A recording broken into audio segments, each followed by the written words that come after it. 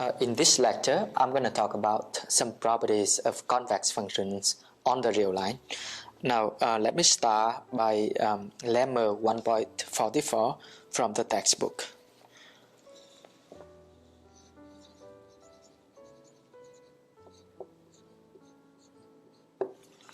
Now, let I be an interval in the real line, and let f from I to R be a convex function.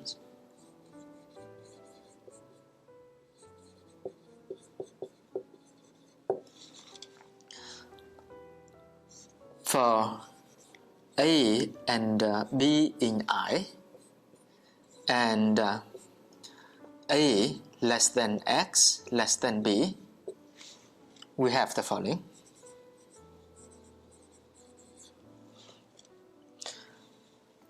F of X minus F of A over X minus A is less than or equal to F of B minus F of A over B minus A, and less than or equal to F of B minus F of X over B minus X. So these inequalities are demonstrated in this figure. Here is the graph of a convex function. Here is A, X, and B. Okay. Now, as you can see in this figure, the slope of this secant line is f of x minus f of a over x minus a, and the slope of this secant line is f of b minus f of x over b minus x, and the slope of this secant line is f of b minus f of a over b minus a. Okay, so from this figure we see that the slope of this secant line is less than or equal to the slope of this secant line, which is f of b minus f of x f of a over b minus a, and the slope of this secant line is less than or equal to the slope of this secant line, which is f of b minus f of x over b minus x. So now I'm going to go ahead and prove this lemma.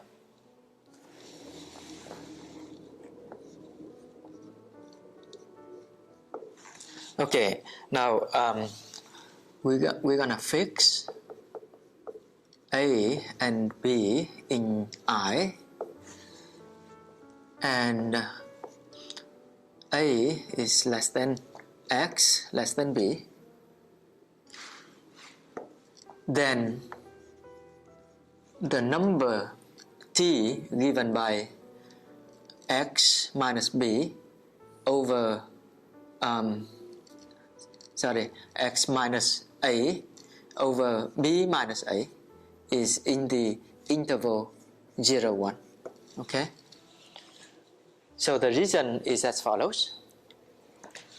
From this inequality we have that x minus a is strictly less than b minus a, okay, and greater than 0. Therefore, when we divide x minus a over b minus a, we have a number in between 0 and 1. Okay.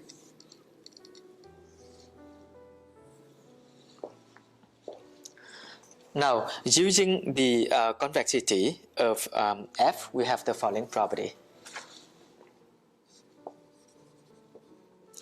Now, we write f of x as f of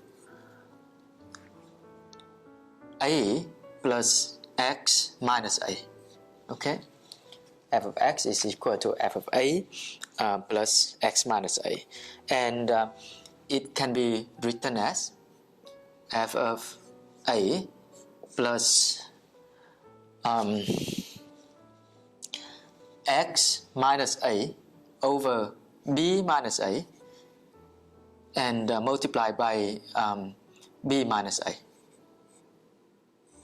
Okay, so here this is just the same as x minus a, because we can simplify b minus a and b minus a here. Okay, and this is exactly t. So this is equal to f of a plus t times b minus a, and this is equal to f of tb plus 1 minus t times a. Because f is a convex function and t is a number in between 0 and 1, f of tb plus 1 minus ta is less than or equal to t times f of b plus 1 minus t times f of a. Okay, so after these estimates, we're gonna have the following: f of x is less than or equal to t f of b plus 1 minus t f of a. So this is the inequality that we're going to use in what follows. Okay, from here, if we subtract both the sides of this inequality by f of a, we have the following. So then f of x minus f of a is less than or equal to t f of b plus 1 minus t f of a minus f of a.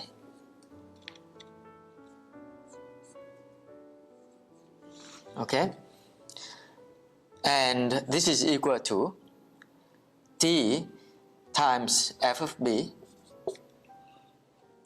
and if we subtract f of a over here, we have here t f of a, which is the same as t times f of b minus f of a. Now we're gonna plug the formula for t given earlier. So t is x minus a over x minus b. Okay, sorry, t is x minus a over b minus a. Here we have f of b minus f of a. Okay, now from this, if we divide both the sides by x minus a, which is a positive number, we have the following. If we divide both the sides by x minus a, we have f of x minus f of a over x minus a is less than or equal to, because we divide x minus a from here, then we only have f of b minus f of a over b minus a. Okay, so we have completed the proof of the first inequality in the lemma. It remains to show that f of b minus f of a over b minus a is less than or equal to f of b minus f of x over b minus x.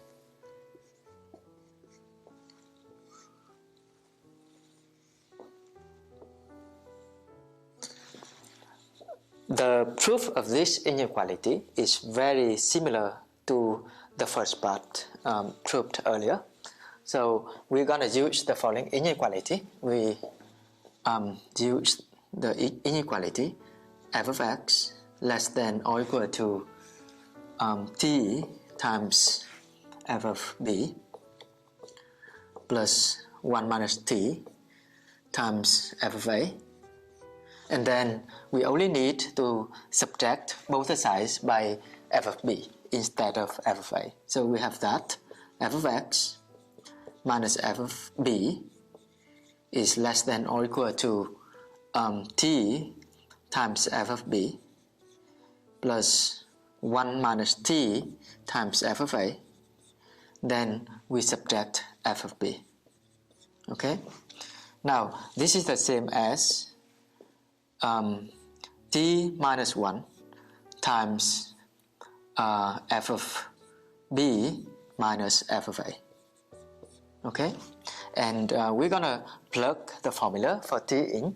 We have here x minus a over b minus a minus 1 times f of b minus f of a, and this is equal to, if we subtract this, we have x minus b over b minus a times f of b minus f of a. Okay, so we have that f of x minus f of b is less than or equal to x minus b over b minus a times f of b minus f of a. To finish the proof, we're gonna divide both sides by x minus b, and observe that x minus b is always less than 0, as x is less than b. So then we have the following, dividing by x minus b, we have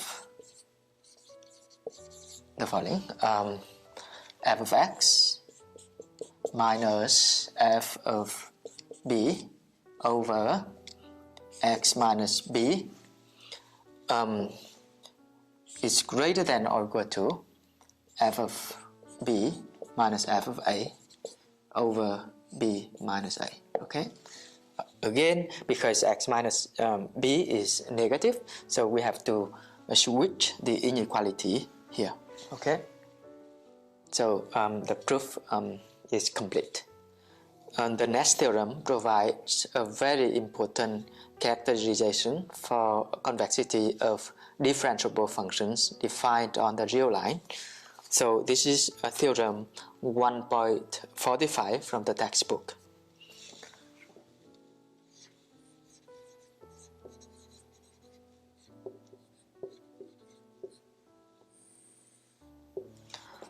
Now let I be an open interval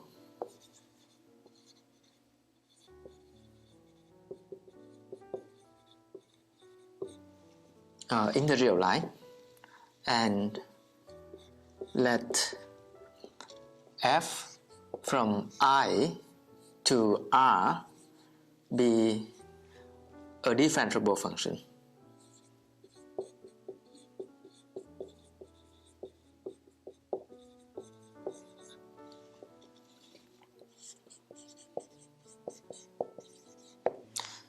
Then f is a convex function if and only if the derivative of the function is non-decreasing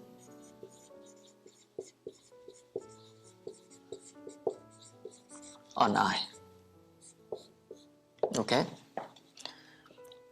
so as we can see from this figure, here is the graph of a convex function, and the derivative of the function at x represents the slope of the tangent line at x, and as you can see here, the slope is increasing as x is getting bigger. Okay, so here the non-decreasing f prime is non-decreasing on I. That means the following: if x1 is less than or equal to x2, and x1 and x2 are in I, then f prime of x1 is less than or equal to f prime of x2. Now I'm going to go through the proof of this theorem.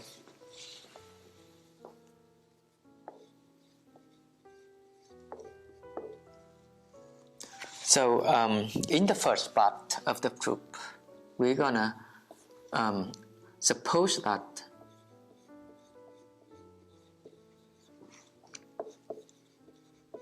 f is a convex function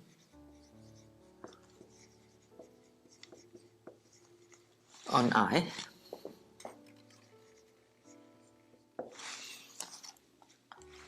We will show that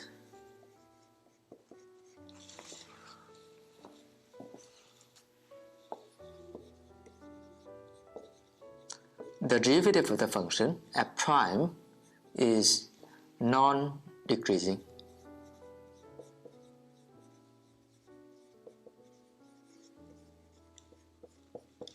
Okay, so to do so, we're gonna fix a and b in I.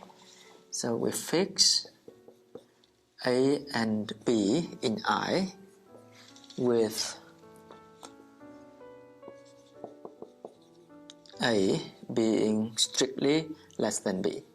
Okay, our goal is to show that f prime of a is less than or equal to f prime of b. Okay, so our goal is to show that f prime of a is less than f prime of b. Okay, and the proof is based on the inequality established in the previous lemma. That means f of x minus f of a over x minus a is less than or equal to f of b minus f of a over b minus a, and is less than or equal to b minus f of b minus f of x over b minus x for a less than x and less than b. Okay, so by lemma 1.44 we have the following: f of x minus f of a over x minus a is less than or equal to f of b minus f of a over b minus a, and this is true for all x in between a and b. Okay, so from here, if we compute the limit of f of x minus f of a over x minus a, when x approaches a from the right, we have the following. Then the limit of f of x minus f of a over x minus a as x approaches a from the right is less than or equal to f of b minus f of a over b minus a. Okay, and because f is a differentiable function, this limit is exactly f prime of a. Okay, because f is differentiable at a, so the right derivative of f at a is the same as the derivative of f at a. Okay, so this is the inequality we have after using this property. Okay, now similarly, we're going to use the second part of lemma 1.44 to have the following: f of b minus f of a over b minus a is less than or equal to f of b minus f of x over b minus x, and this is true for all x in the interval AB. Okay, and note that this is also the same as f of x minus f of b over x minus b. Okay. Now by taking the limit when x approaches b from the left, we're going to have the following. Then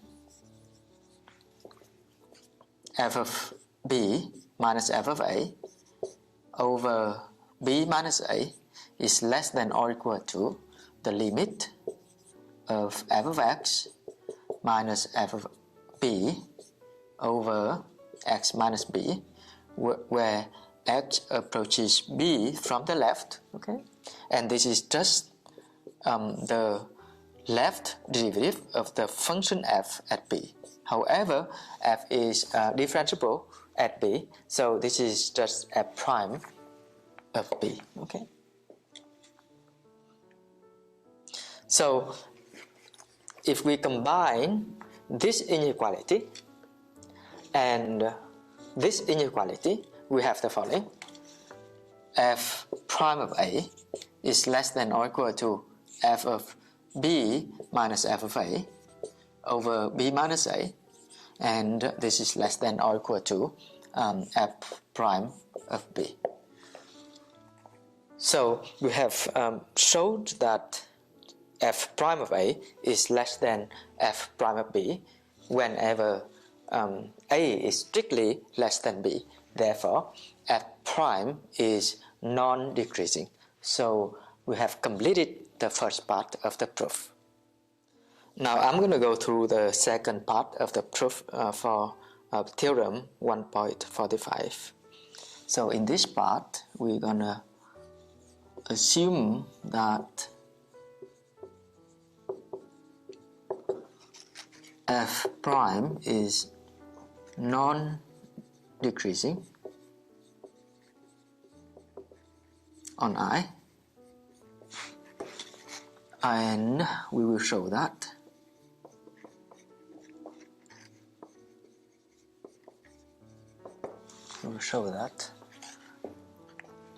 f is a convex function on I. Okay, so now we fix x1 and x2 in I, and t in between 0 and 1.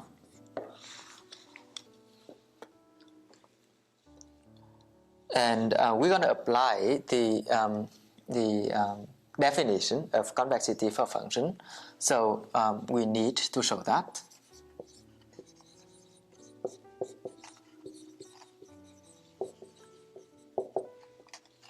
f of tx1 plus 1 minus tx2 is less than or equal to t times f of x1 plus 1 minus t times f of x2.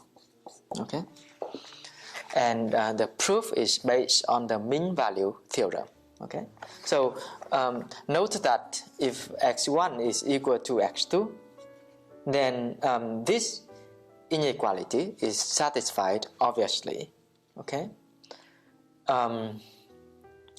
so here, without loss of generality,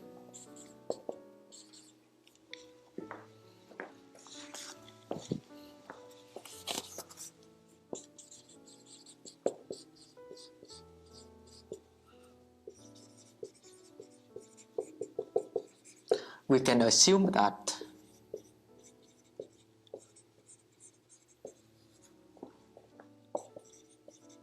x1 is strictly less than x2. Okay, and to simplify our notation, we're gonna denote this by xt. Okay, so let xt be tx1 plus 1 minus t times x2. Okay, so therefore we can see easily that xt is a number in between x1 and x2. So xt here is tx1 plus 1 minus t times x2. Okay. Next, we're gonna apply the mean value theorem for the function f on two intervals. The first interval is x1 to xt, and the second interval is xt to x2. Okay. So by the mean value theorem,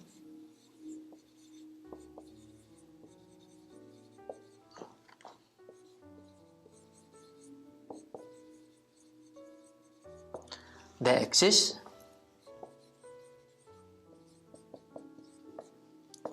C1 and C2 such that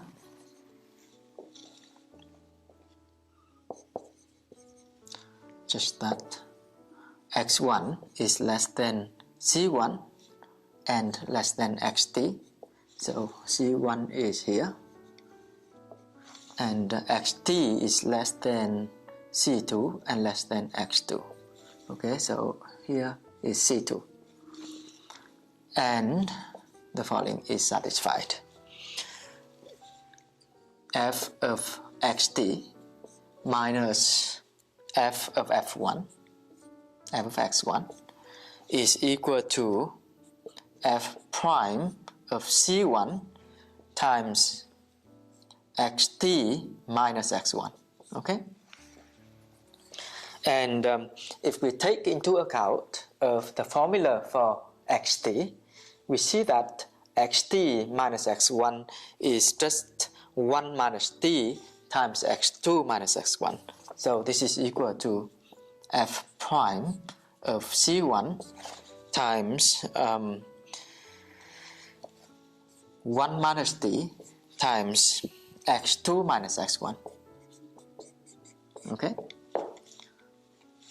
and we also have the following: f of x2 minus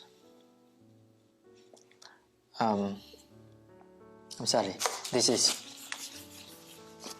f of xt minus f of x2 is equal to f prime of c2 times xt minus x2. Okay, and again we use the formula for xt. We have the following: this is the same as f prime of c2 times t times x1 minus x2.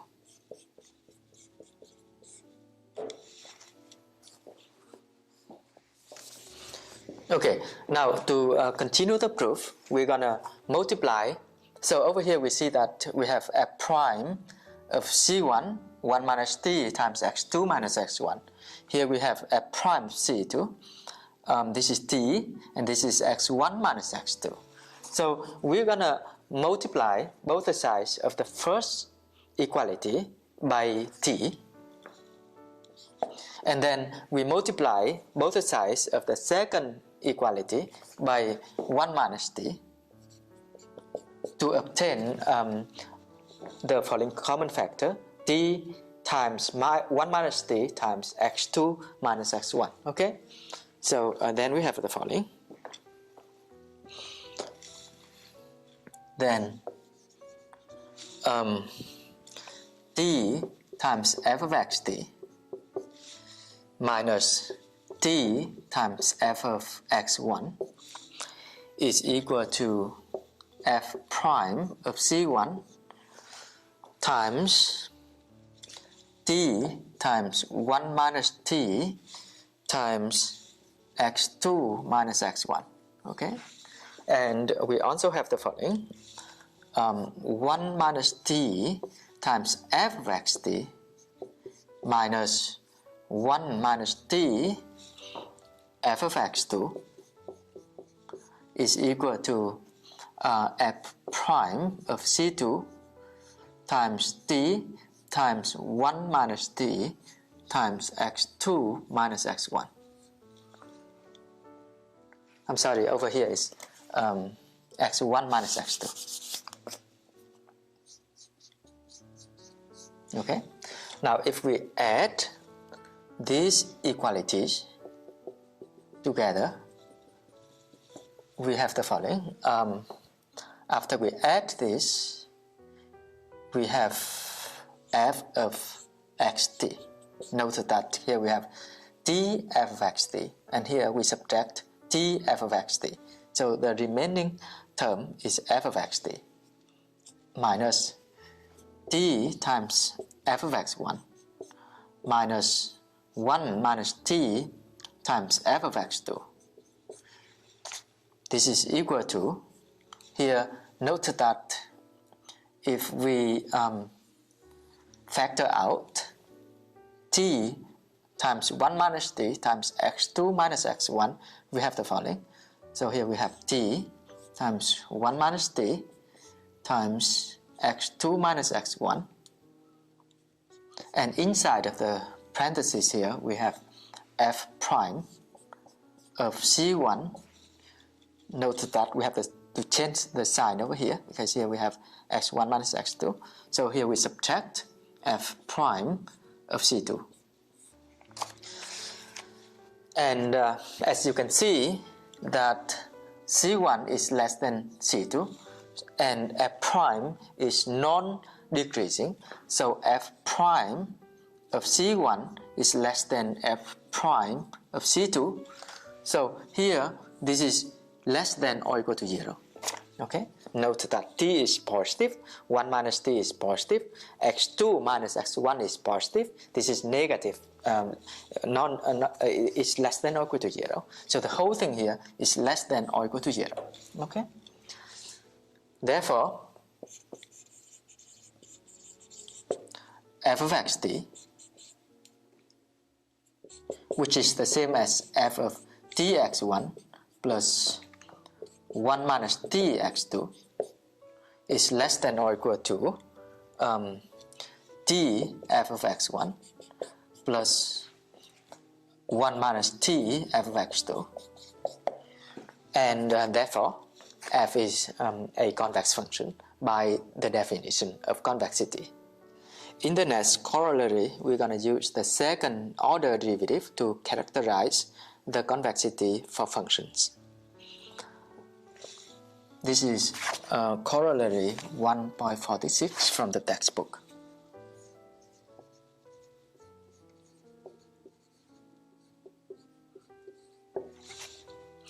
Now, let I be an open interval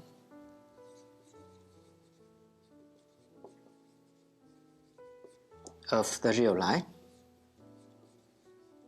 and let f from I to R be a twice differentiable function.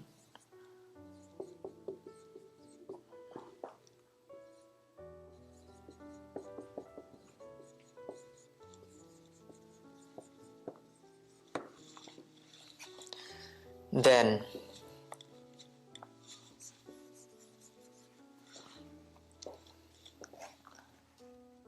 f is convex on I if and only if the second derivative of f at x is always greater than all equal to 0 for all x in I. Okay, so the proof of this corollary is based on theorem 1.45. Okay, so I'm going to go through it quickly. Okay, so by theorem 1.45 we have the following. F is convex on I if and only if f prime is non-decreasing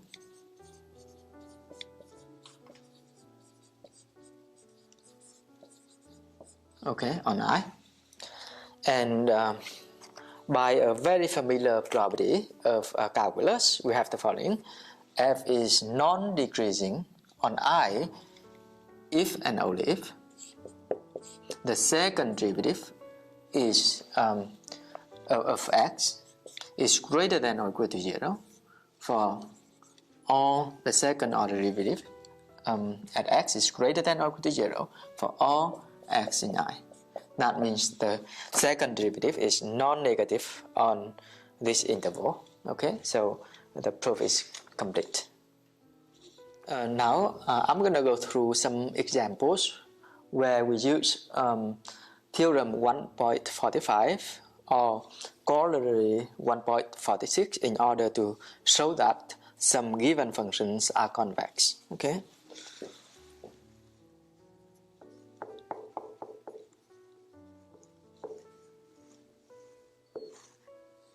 In the first example, we consider the function given by it, f of x equal to e to the power of ax, where x belongs to R.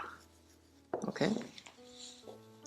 So from here we can easily see that the derivative of the function x, f of x, f prime of x is a times e to the power of ax, and therefore the second derivative of f is a squared times e to the power of ax, and we can see easily that this is always greater than or equal to 0 for all x in R. Okay. Therefore, by corollary 1.46, f is a convex function. Okay.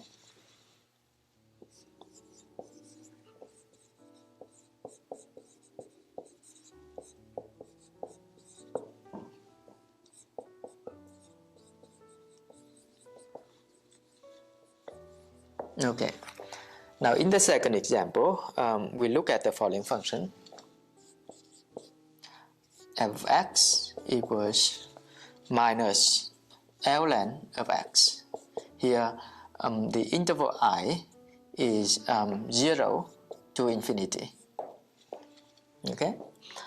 Again, we compute the derivative of the function on this interval. We have that f prime of x is minus 1 over x. Okay. And therefore, the second derivative of the function is 1 over x squared. Note that the second derivative of the function is always positive on this interval.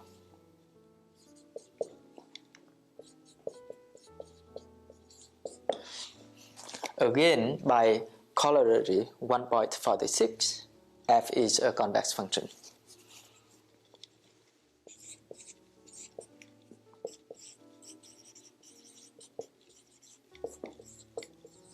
So as we can see, these are very, very simple characterizations to verify whether a given function is convex.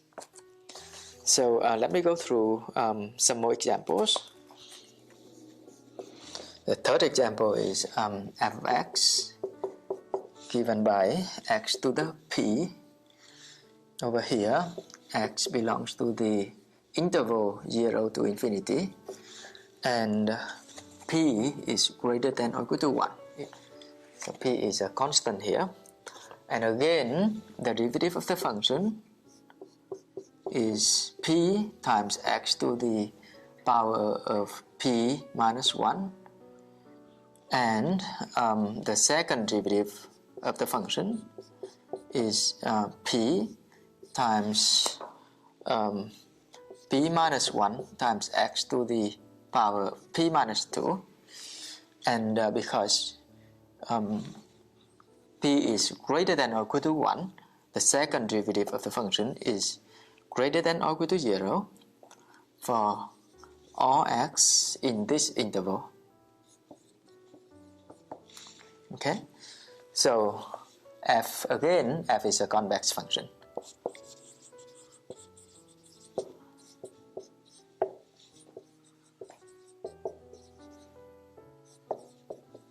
Okay, and note that in these examples, instead of using the second derivative, we can look at only at the first derivative, because here from this formula we can see that the first derivative is non-decreasing, and we can also make the conclusion right away that f is convex. Okay.